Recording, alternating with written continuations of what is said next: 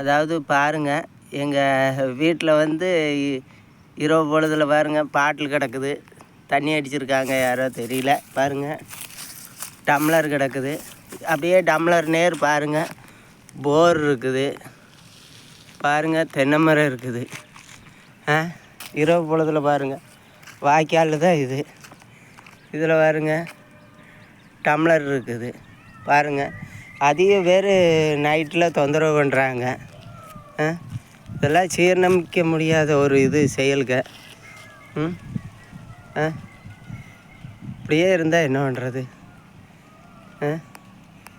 மக்கள் எல்லாம் சிந்திக்கணும். எங்களுக்கு வந்து எப்படியாவது இந்த இது வந்து போலியான ஆவணத்தை நல்ல பத்திரமாக்கி பொதுமக்கள் அனைவரும் இது பகிர்ந்து எங்களுக்கு வந்து இது பண்ணணும்.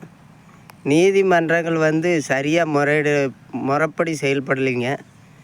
எங்களுக்கு மனசு வேதனையாக இருக்குது. எங்கள் வீட்டுக்கு தான் நான் இது பண்ணுறேன். இப்படியெல்லாம் பாட்டில் கிடந்ததுன்னா இதில் கலவரம் ஆகுமா ஆகாதுங்களா? நீங்களே சிந்தித்து செயல்பட்டு இந்த நீதித்துறை இந்த அம்மாவை வந்து கைது செய்யணும். ஏன்னு கேட்டிங்கன்னா பார்த்திங்கன்னா மனசு வேதனையாக இருக்குது.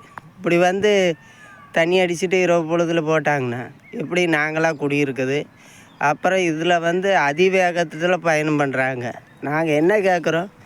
எங்கள் தடத்தில் நாங்கள் சுதந்திரமாக போகணுங்கிற கருத்தை தான் நாங்கள் கொண்டு வரோம்.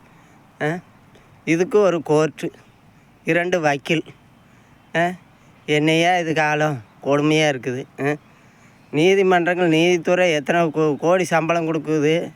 நாங்கள் எத்தனை கோடி இழந்துருக்குறோம்? பார்த்து முறையாக இது பண்ணுங்க. ஆனால் இந்த தடை விஷயமாக வந்து பைசூலுக்கெல்லாம் வந்து யாரும் வர வேண்டாங்க. அப்படி வந்தாங்கன்னா அவங்களுடைய சொத்துக்களை முறைப்படி நாங்கள் ஜப்தி பண்ணிடுவோம். பாருங்கள் எல்லாமே ஃபோன் பண்ணிவிட்டு அதிக வேகத்தில் வர்றாங்க. பாருங்கள் 3 நபர் வர்றாங்க. பாருங்கள் அதிக வேகத்தில் வர்றாங்க. இதெல்லாம் எந்த காவல்துறை நடவடிக்கை எடுக்குது? கொஞ்சம் பார்த்து பண்ணுங்கள்.